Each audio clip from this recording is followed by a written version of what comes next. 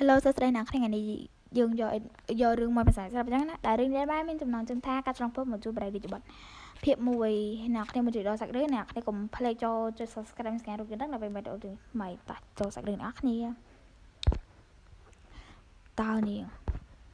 ចឹងយើងក៏បានឃើញបារម្ភអ្នកដែលគាត់នៅណាគឺជាអាយកុដាមអញ្ចឹងណាហើយសាច់រឿងគេអត់បានប្រាប់ទេថាគាត់ឈ្មោះអ្វីអញ្ចឹង admin សូមហៅគាត់ថាលោកអាយកុដាមអញ្ចឹងណា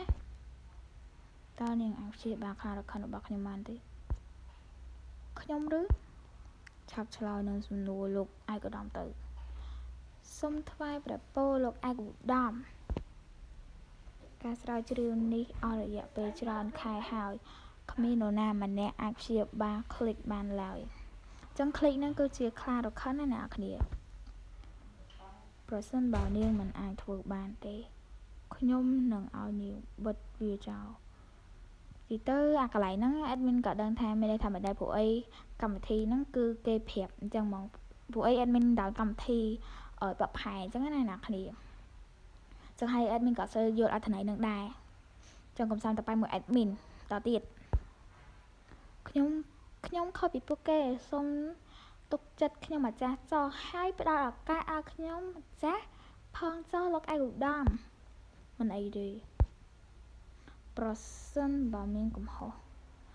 បន្តិចបន្តួចដោយសារតែវិធីសាស្ត្ររបស់នាង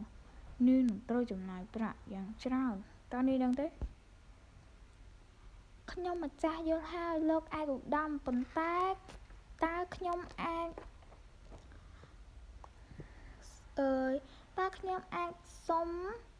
អ្នកសាន់សុំលោកឯកឧត្តមសន្យាជាមួយខ្ញុំរឿងមួយក៏ដូចជាប្រទានបំណងប្រាថ្នាមួយដល់ខ្ញុំម្ចាស់ផងដែរមិនអីទេវាជាកិច្ចព្រមព្រៀងមួយដូចនេះចូលធ្វើការងាររបស់នេះចុះ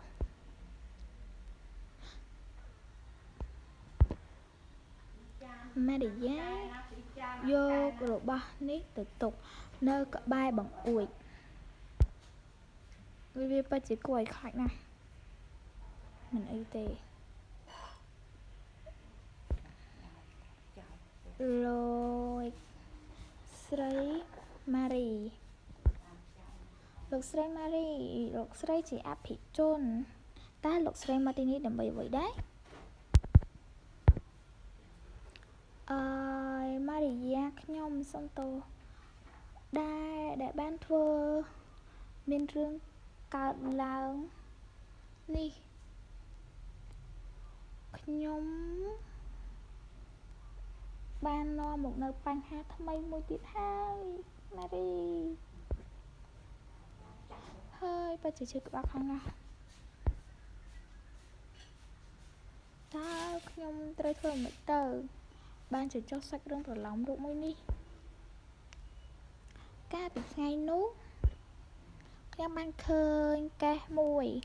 ដែលឃើញកូនឆ្មានៅក្នុងនោះផងដែរខ្ញុំអាណិតនាងណាក៏បានដើរទៅយកវាមកគិតថានឹងសន្សំឆ្មាមួយនេះប៉ុន្តែខ្ញុំក៏បានជួបបញ្ហាធំដែលត្រូវមានរឿងកើតហេតុឡានបុកខ្ញុំមិនប៉ិតនោះទេចានិយាយទៅគឺរបស់យើងមានចប់បានប៉ុណ្ណាចឹងអ្នកគ្នាកុំភ្លេចទស្សនាវីដេអូក្រោយបាយបាយ